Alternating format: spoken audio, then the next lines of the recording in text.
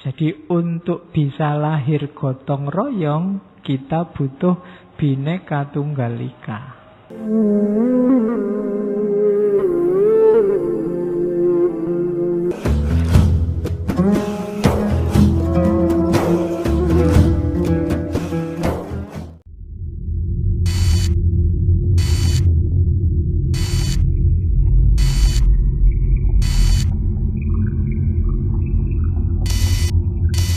Assalamualaikum warahmatullahi wabarakatuh.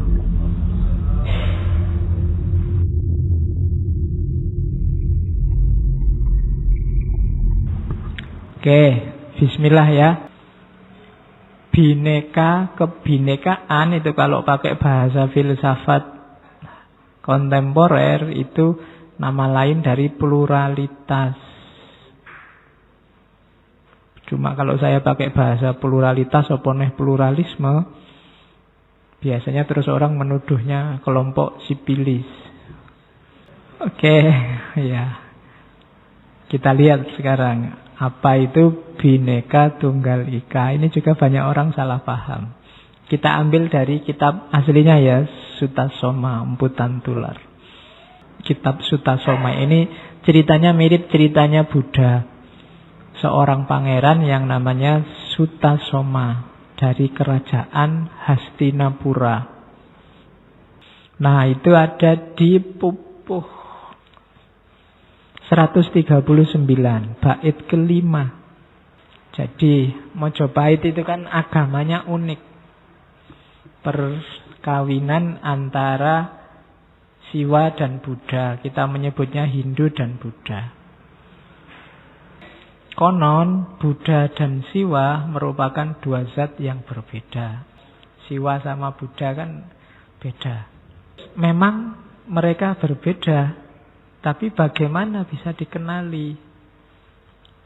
Mengenalinya gimana? Wong dua-duanya spiritual. Visi misi yang dibawa sama.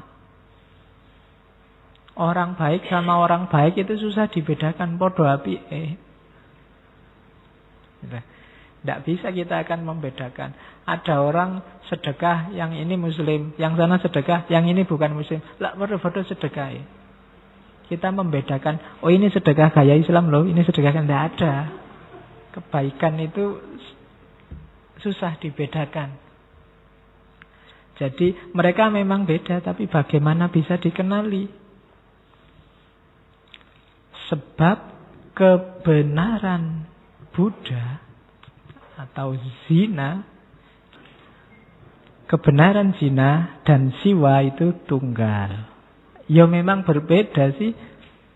Buddhisme sama Hinduisme, zina dan Siwa Bhinneka, tapi tunggal ika. Berbeda-beda tapi manunggal, jadi satu. Tidak ada kebenaran yang mendua. Tanhana dharma mangruwa. Jadi kebenaran itu tunggal, satu, tidak dua. Meskipun manifestasinya beda-beda. Sumbernya Hinduisme, sumbernya Buddhisme itu sama, spiritualitas yang sama. Meskipun manifestasi duniawinya berbeda. Hakikatnya, kebenarannya sama. Bhinneka Tunggal Ika. Meskipun kita beda-beda, hakikat kita sama. Paling tidak kita podo menungsane, sama-sama manusianya. Membedakan manusia dengan manusia itu kan susah, kecuali manusia sendiri. Orang yang tidak pernah lihat manusia, lihat itu dianggap podo kabeh manusia ya kaya ngono kuwi. Sama kayak kita lihat orang Afrika itu ya kayak gitu semua. Padahal bagi orang Afrika sendiri mereka beda-beda loh.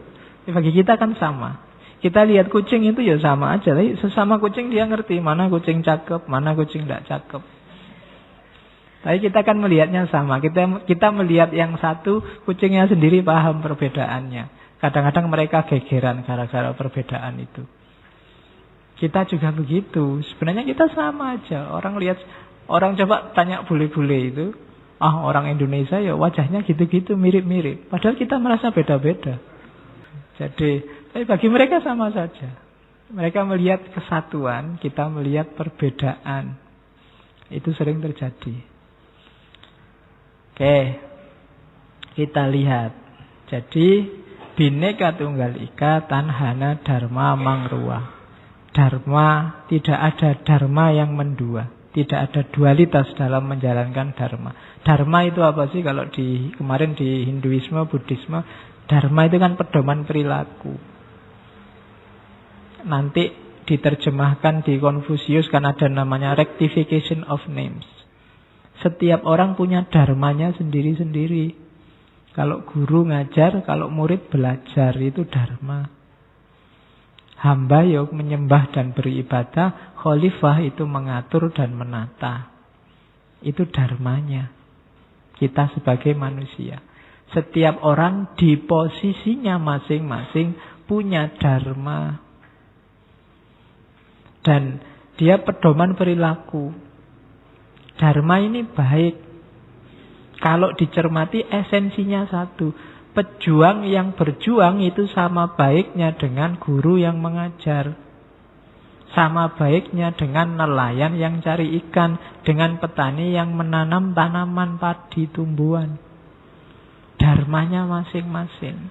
Yang bikin dunia ini rusak kan orang tidak menjalankan dharmanya.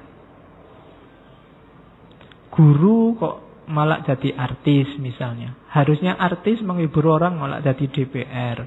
Itu sering-sering bikin ketidakseimbangan. Yang ulama ngurusi moral, jangan ngurusi dagang. Nanti kasihan umatnya, dia tidak dapat jatah siraman rohani. Jadi itu dharma. Setiap orang pahami dharmamu masing-masing dan jalankanlah, pasti baik. Kan ada cerita di Bhagavad Gita itu kan Arjuna yang sekian puluh tahun jadi pendeta, terus begitu masa kependetaannya selesai dia harus perang. Terpengaruh oleh kependetaannya kan dia grogi waktu mau perang. Loh, ini kok saya harus bunuh orang ini? Yang dibunuh saudara-saudaraku sendiri. Kan terus dimarahi kan sama Krishna itu. Sudahlah, kamu itu kesatria, tugasmu ya perang. Kalau kesatria tidak mau perang, lah yang perang sopo. Jadi setiap orang punya dharma, jalankan aja. Bahkan nanti di Bhagavad Gita itu kan perang aja, nggak usah mikir hasilnya. Memang tugasmu perang. Kalau kamu yakin mereka salah, keliru, perangi. Nggak ngitung itu saudaramu, Pak Demu, Pak Lekmu, semua yang kamu perangi itu kan tugasmu cuma perang. Nggak usah mikir hasilnya. Kalau sudah mikir hasilnya, akan jadi berat, jadi beban luar biasa. Jadi orang Indonesia kan juga harus begitu. Kamu relasi nilaimu sama Indonesia itu sesuaikan dharmamu. Banyak orang memposisikan Indonesia itu jadi beban dalam hidupnya. Kata abot banget jadi orang tiap hari mengeluh. Yang dikeluhkan apa? Indonesia. Ada yang malu jadi orang Indonesia, ada yang sedih jadi orang Indonesia. Itu Indonesia jadi beban. Ada yang naik kelas dikit. Indonesia tidak jadi beban, tapi jadi kewajiban. Kalau kewajiban itu di atasnya beban. Dia mau menjalankan hal-hal yang baik untuk Indonesia, tapi karena ya piye meneh, resikonya jadi orang Indonesia harus begini. Itu kewajiban. Ada di atas kewajiban kebutuhan. Kalau kebutuhan itu aku butuh Indonesia. Indonesia ini kan rumahku. Kalau aku ndak kayak gini nanti Indonesia rusak ini. Jasaku besar loh untuk Indonesia ini. Dan Indonesia juga aku butuhkan demi status, demi eksistensiku. Nah, ini kebutuhan. Di atasnya kebutuhan ada kayak Robiah dulu, cinta. Kalau cinta itu akunya sudah hilang. Kalau beban itu isinya aku saja. Indonesianya tidak ada. Karena merasa tidak enak, terus Indonesianya dikeluhi terus. Di atasnya beban ada wajib. Di atasnya wajib ada butuh. Di atasnya butuh ada cinta. Kayak kamu sholat itu loh. Ada orang ibadah termasuk sholat itu jadi beban. Tiap hari sambat terus. Enak-enaknya tidur sholat subuh. Enak-enaknya baru nongkrong sebentar, ngerokok baru dapat separuh, ada nisa. Baru, itu kan koyok beban luar biasa. Sholat itu pokoknya yang penting beres lah, sudah. Itu beban luar biasa. Kadang wudhu aja ngirit, mulai asar sampai isya. Alah sudahlah, sekali aja sudah. Ditahan-tahan pokoknya sampai isya harus. Itu kan kelihatan beban. Di atas itu ada kewajiban. Ya resikonya jadi orang Islam ya harus sholat. Jadi orang Islam ya harus puasa. Jadi orang Islam ya harus. Itu kewajiban. Ada yang butuh.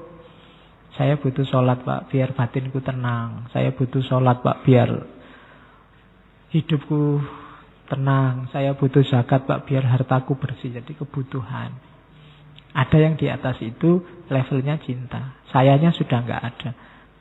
Aku cinta pada Allah, disuruh sholat, apalagi cuma sholat. Suruh sholat 5 kali, aku sholat 10 kali. Misalnya. Ya ditambah yang sunnah-sunnah. Itu menunjukkan, dan aku tidak berat sama sekali, seneng aku malahan. Kalau Allah minta sesuatu, menyuruh sesuatu, aku malah gembira. Ya kayak kamu sama pacarmu itu loh.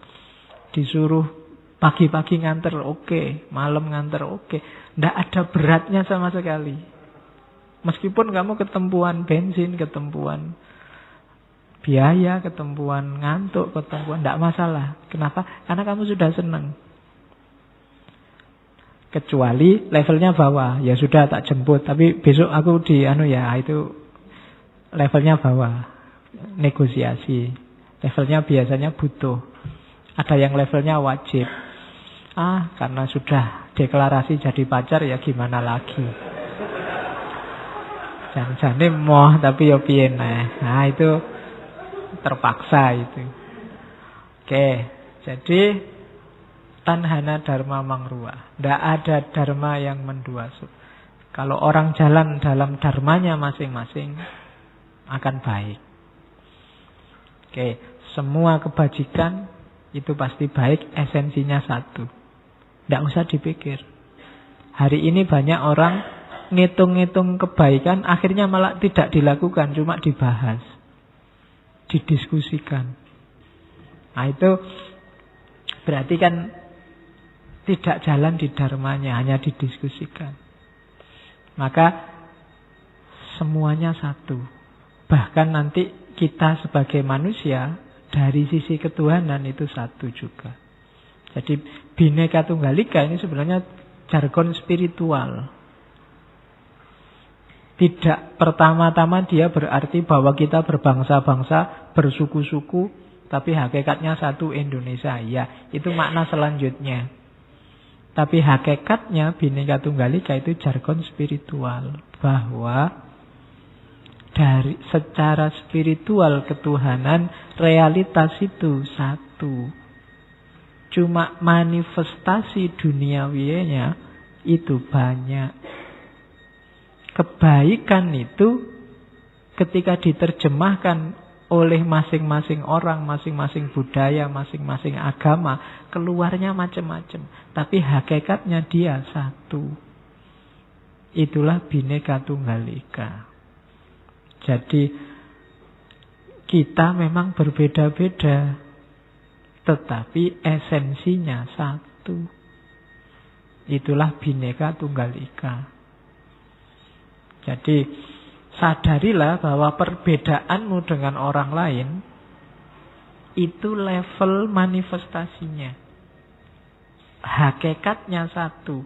Kayak minggu lalu saya cerita Tan Malaka, sebelumnya Cokro Aminoto dan kawan-kawan, termasuk dulu ada Soekarno. Itu kan cara mereka menerjemahkan kecintaannya pada Indonesia macam-macam.